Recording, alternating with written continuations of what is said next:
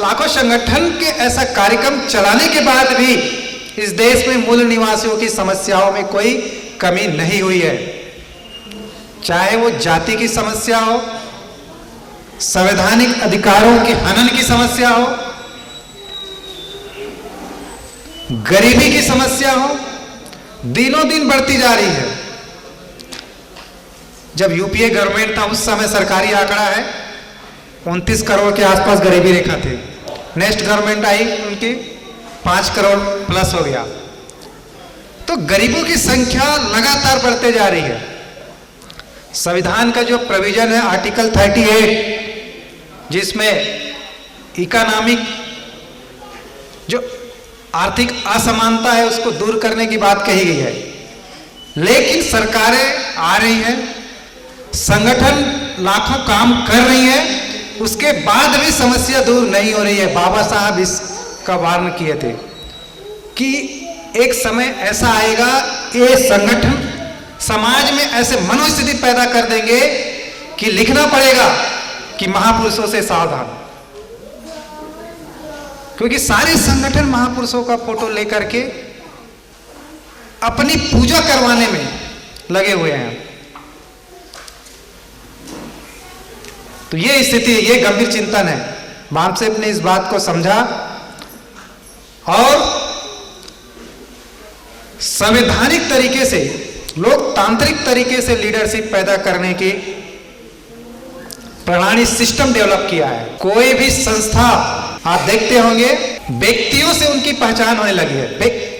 उन व्यक्तियों के दम पे संगठन चल रहा है, वो व्यक्तियों के इशारे पर कुछ लोग चल रहे हैं। समाज का जो कार्य है, सामाजिक जो क्रांति है, ऐसे संगठनों से नहीं हो सकती, क्योंकि हम लोग इस देश के शासक जमात रहे हुए लोग हैं। आप क्षणिक तौर पे राजनीतिक क्रांति की बात करके 5 साल में सरकार आने की बात करके गुमराह नहीं कर सकते। हम लोग 5 वर्षीय सरकार या 5 वर्षीय शासक जमात नहीं बनना चाह रहे हैं। इस देश का इतिहास है, आप इतिहास को सर्च करिए। यहां गोंडवाना राज्य करके, गोंडवाना गण व्यवस्था के तहत लगातार 1516 साल राज किए। 1516 साल ये हमारी गण व्यवस्था, डेमोक्रेटिक लोकतांत्रिक प्रक्रिया रही, गणराज्य व्यवस्था रही है। तो हम ऐसे समाज व्यवस्था के वंशज हैं, ऐसे महापुरुषों के वंशज हैं जिसने इस समाज को नेतृत्व प्रदान किया है। सिंधु घाटी सभ्यता में भी हम अध्ययन करते हैं तो वहां पाते हैं उस व्यवस्था के हम लोग संवाहक हैं।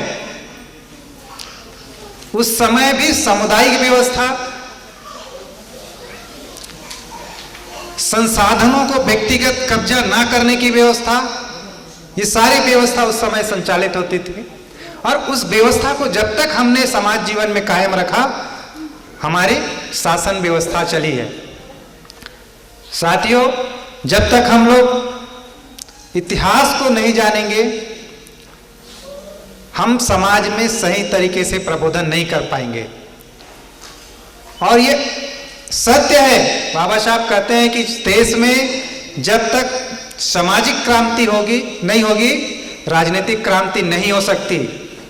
और सामाजिक क्रांति के बगैर यदि राजनीतिक क्रांति हो गई तो क्षणिक होगा, अस्थायी होगा।